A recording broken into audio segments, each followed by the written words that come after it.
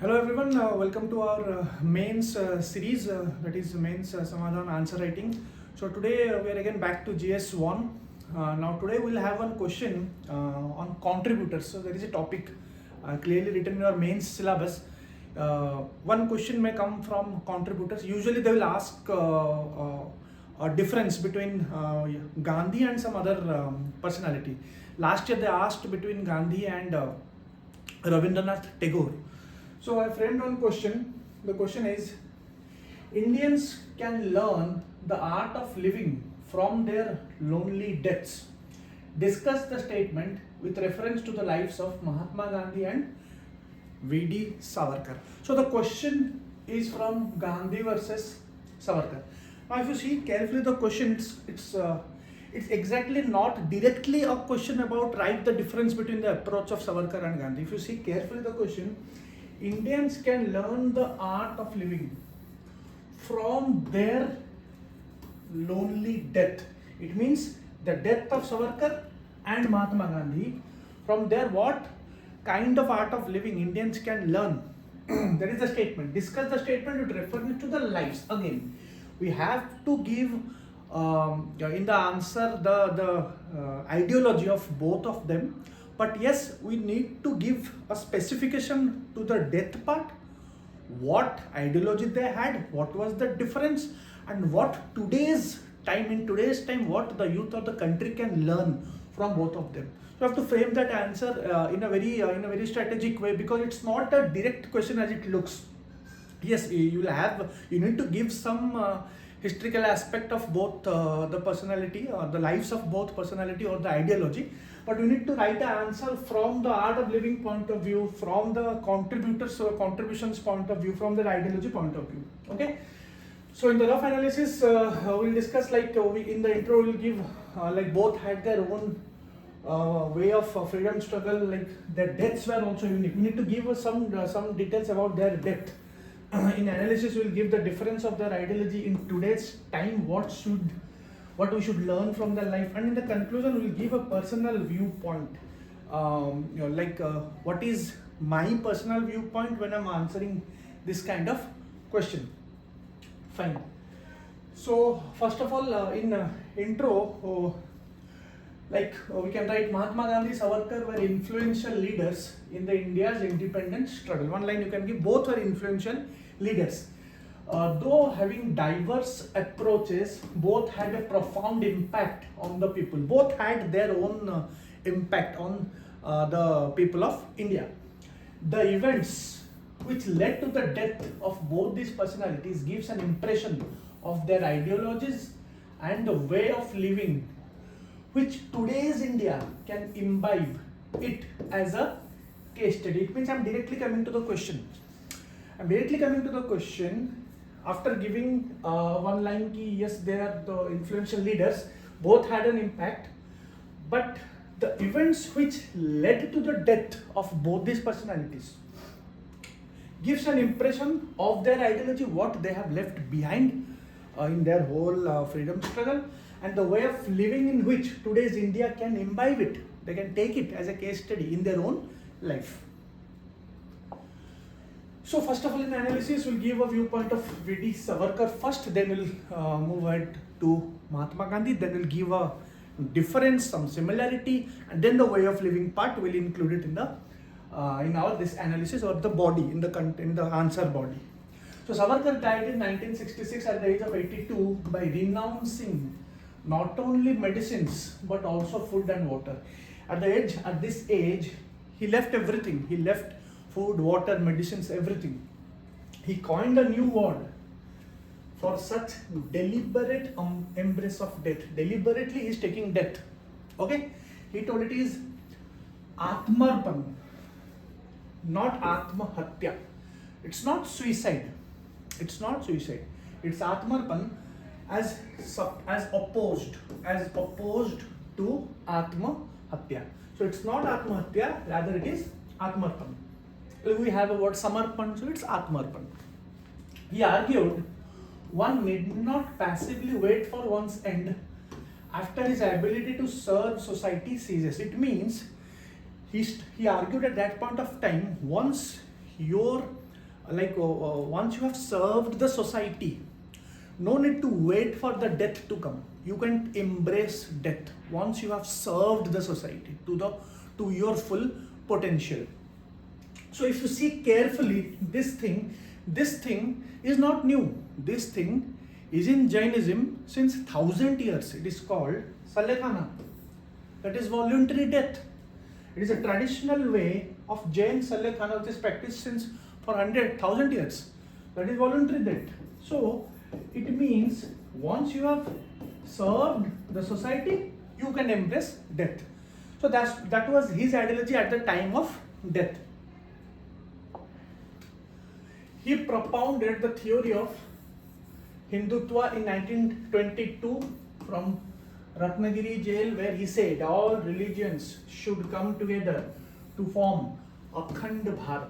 See, one point to be noted here is that he was not against Muslims. Like we see in like lot of like it's a changed thing. People are saying he was against Muslim or not. No, he told everybody should come together to represent Bharat. That is India, Akhand Bharat. Every religion can come together. So that was his Hindutva concept. In 1922, he wrote it in jail. He wrote a book on Hindutva. Okay. Now, it is irony of history that after a long hibernation, see, his story was not that much mentioned in our history books. So after a long hibernation, after a long time, he has been resurrected in augmented glory. Nowadays, in today's time, people are talking about him. The leaders are talking about him. There is a movie on him recently released. So people are talking about him. If you see the last 20-30 years, nobody in the mainstream media, nobody was talking about him. So now, like, there is a glory, there is an augmented glory, and the Hindutva ideology is being known to a larger number of people in today's time. The real Hindutva ideology. Yes, it is twisted by some political leaders or something, will not go there. But the real Hindutva is a collective Hindu ideology, a collective Hindu identity. It means a collective Hindu identity that represents Bharat. Anyone, whether it's a Muslim, Sikh, Christian, he wants the betterment of good. He sees Bharat as my country. He can come under Hindutva. That is Hindutva ideology. Hindutva is not Hindu. Okay, as per V.D. Savarkar. So that glory is back now. If you see carefully in last 2 to 3 years. So now we'll talk about Gandhi. Gandhi's assassination by Nathuram Godse. Now Nathuram Godse assassinated Gandhi. Nathuram Godse was a follower of Savarkar. Okay. So was a result of the communalism which had taken its peak in the mid 1940s. Now we all know communalism was started by British. Muslim League played its part. So it was this thing which started from British, and it was used by British a lot. So that has taken to such an extent that we had to see Gandhi had to face the assassination or death. Gandhi's ideology was ahimsa or non-violence, that is renouncing of the intention to harm or hurt others. Like ahimsa means you cannot hurt anyone, you cannot harm anyone.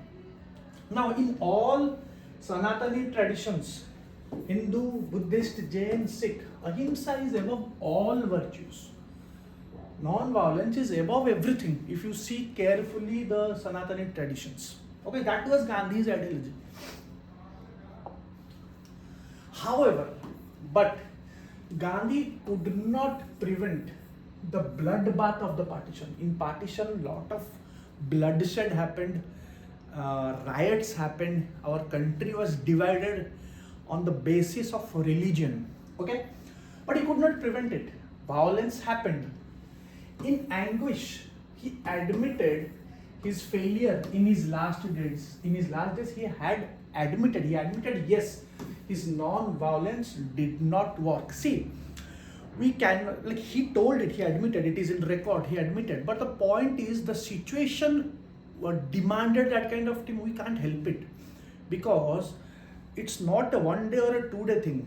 The freedom movement started, the real freedom movement has started back like some 30-40 years back, like from Swadeshi. Even before that, so the extremist moderates, Swadeshi movement, home rule, non-cooperation, everything was going on, Chauri Chaura, CDM.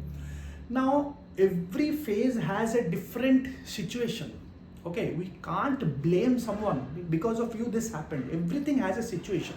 Okay, there are a lot of circumstances happening. A lot of political leaders had their own views at different points of time, or at the same point of time also everybody has their own views. So we can't blame a single person for anything. Okay, even till his last breath he wanted Hindu-Muslim unity, but all the communal situation had gone to such worse extent that he had to face the lonely death. But the communal thing has extended, was on that worse condition. He had to face the death. Okay, because he supported Hindu-Muslim unity. Muslim League wanted separate Pakistan. Pakistan was given to Muhammad Ali Jinnah. Gandhi never wanted division, but the kind of demand Muslim League was doing, so it was inevitable. But at that point of time, Savarkar was saying we need Akhand Bharat. Like, why you are giving concessions? Savarkar was not in supportive of INC. Why are you giving concessions to them? Why are you talking to them? Them means Muslim League, because they are not seeing Bharat as an Akhand Bharat. They want a separate country, which is against Savarkar's ideology. Now, Jinnah ideology was two nation theory, right? Two nation theory. Okay. Now, Savarkar ideology was two community in one nation theory. He wanted everybody should come in one nation. Okay. So two communities in one nation theory. But yes, because Hind, he was always like, you can say a tilt. He was tilted towards. You can't say he was against Muslims, but he wanted that Akhand Bharat, that Hindu, everybody a collective Hindu ideology, because the majority was Hindu. But you can't say he was against Muslims, because he was a proclaimed atheist. Savarkar was an atheist.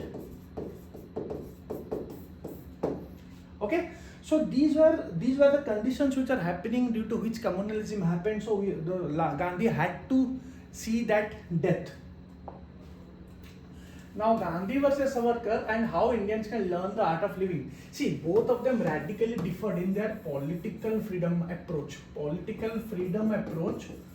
of them differed. Like, Gandhi followed non-violence, and Savarkar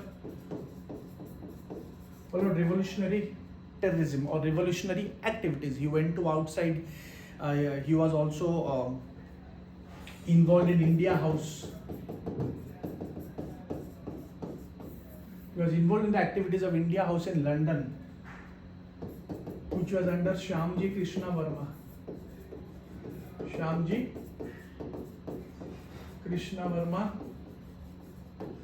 And India House was associated with the assassination of a very unpopular British officer, Curzon Wiley. He was assassinated by Dhingra, Madan Lal Dhingra, and the plan was executed by Madan Lal Dhingra and V.D. Savarkar. Okay, they all executed. Madan Lal Dhingra was also executed.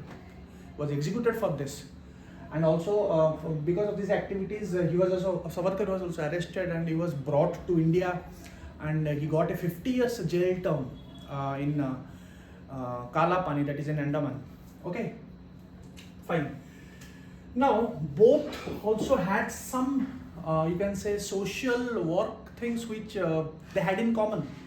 Both are against caste discriminations, both were against untouchability, both took a pride in our Indian culture. Okay, like both wanted intercaste dining should be there. Okay, and both even against untouchability, like Savarkar made the Patit Pavan Mandir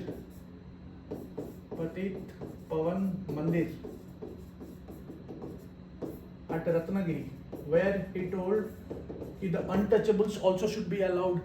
Even Gandhi also worked for untouchability, anti-untouchability league,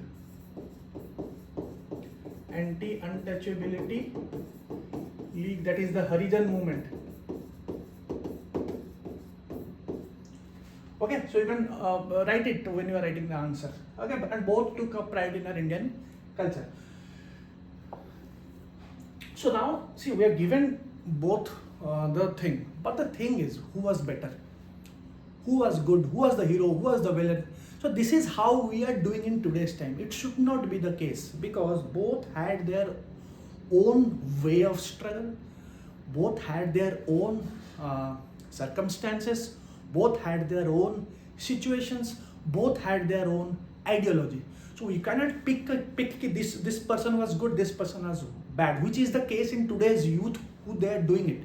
They are picking up one, and he is the one who is responsible for all this. He is the one who should be awarded. He is the one who should be blamed. That should not be the case, because our India got independence by a mixture of lots and lots of freedom fighters. Lot of freedom fighters are there who are not even credited today also. So there has to be a respect to all those freedom fighters who fought for our independence. Now the question which arises is, did the cult of revolver triumph over that of the spinning wheel? It means, did the cult of Savarkar, who was using revolver because revolutionary terrorism or revolutionary activities, did that win over spinning wheel? Because bloodbath was there. At the end of the day, when partition happened, bloodbath was there. It was, we cannot say कि only because of non-violence it happened, or only because of violence it happened. It was a mixture of both. The pressure of both on the British, and everyone's contribution made or gave us our independence. So the question which arises is, did the cult of the revolver triumph over that of a spinning wheel? Now see, the critics of both have their points of view. Both have their own critics. They will have their point of view. But the reality is, both Gandhi and Savarkar had learned how to die for India. Both died for India. They learned how to die for India. They learned how to give it everything for India. Okay, that is Bharat. Each demonstrated it in his unique way by dying bravely and dying alone. The point to be noted here is dying alone. Both of them died alone. Okay. But we, the people of India, might differ from one another. We all might differ from one another. Must learn the art of living, not dying, because they did it because that was needed at that point of time. You cannot say needed, but like we were under some British rule. Today we are not. Today we are independent. So there is no need of dying. So we should learn the art of living, not dying, let alone killing one another. Now riots are happening, killings are happening, communalism or communal politics has increased. That should not be done for our country. So we should live the art of living. We should live together. Tolerance, unity, communal harmony, everything should be there. Okay, these are all things you can learn from them. Social works, both of them did social works. You can learn from them. So to conclude, the quarrel between Gandhi and Savarkar may not yet be concluded. It may, it will go on, because this is history. This is history. Everybody will have their own point of view. The quarrel will go on. But it's high time we should learn the ideologies of both the personalities, especially the social works done by them, and try our best to make sure that the father of the nation, Mahatma Gandhi, is not forgotten, and the great revolutionary Savarkar is known to each and every one of the country. Now, if you see carefully, father of the nation, today a lot of people are becoming critic of our father of the nation. So he is our father of the nation. We should not forget that.